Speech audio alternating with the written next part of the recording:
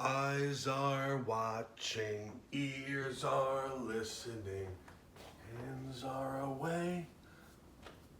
Everybody's mouth is quiet, and to ourselves, good morning.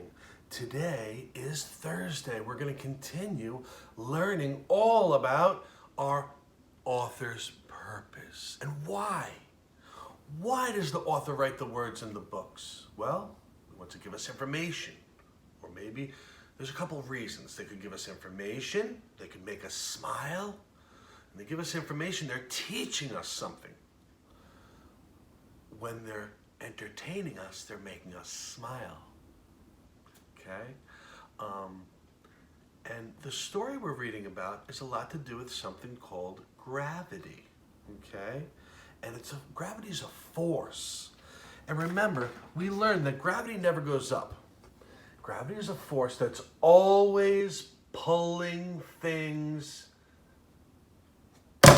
Oops, I dropped my sign. And the sign dropped down. Okay? Well, today we're going to have we're going to talk about some different things. We are going to talk about a scientific tool. Okay? We're learning all about scientific tools. Thermometers measure temperature. Anemometer measures wind speed.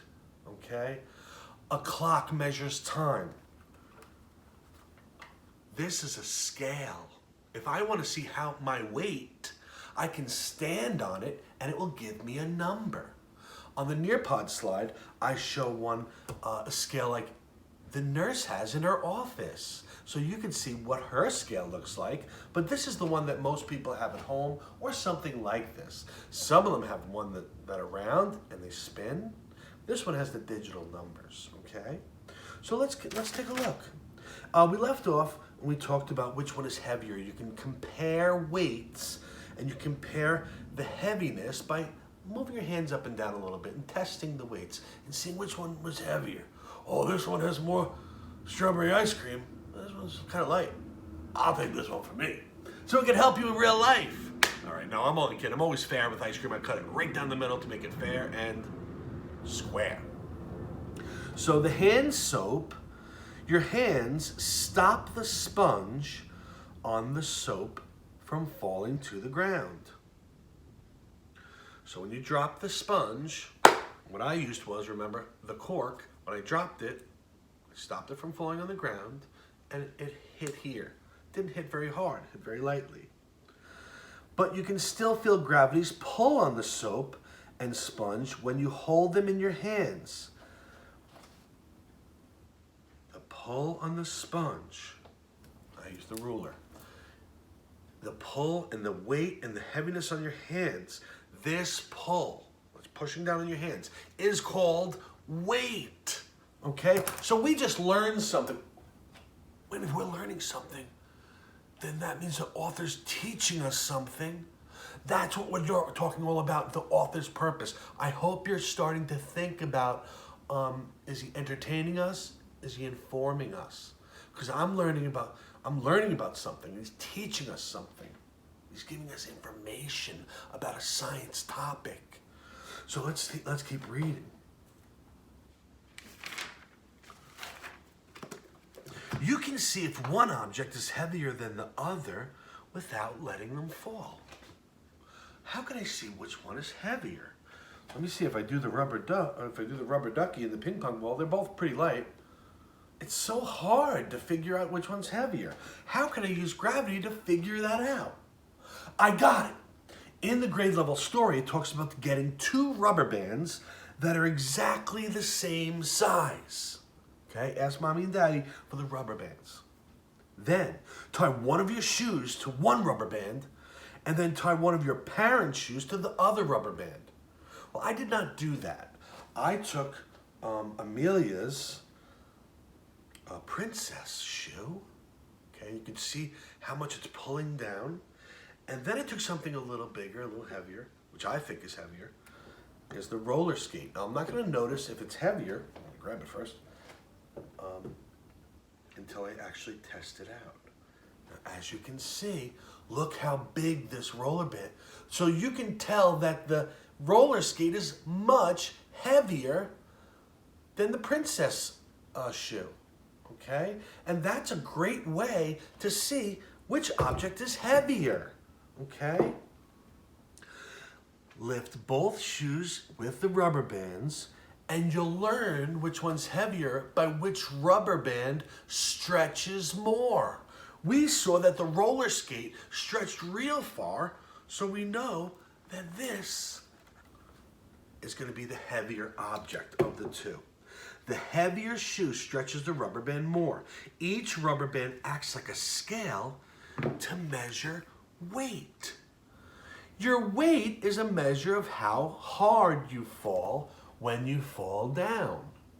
Let me reread that. Good readers, go back and reread. Your weight is a measure of how hard you fall when you fall down. How much does your mother or father weigh? Well, it's not very polite to ask anyone how much they weigh. That's a personal information. But if you know someone who's comfortable with sharing that with you or something about how much they weigh, then you could ask to get an estimate, an about number, okay? I know that my dog weighs about 60 pounds. I weigh greater than 200 pounds. So when I get on the scale, if it says something different than that, then I might need a battery in here because I know how much I weigh. But it does change from time to time. But this is a great tool called the scale that measures weight, or how hard you fall when you fall down. That's what the story is describing it as. The more you weigh, the harder you fall. But you don't have to fall in order to weigh yourself. Phyllis does not want people falling on her scale.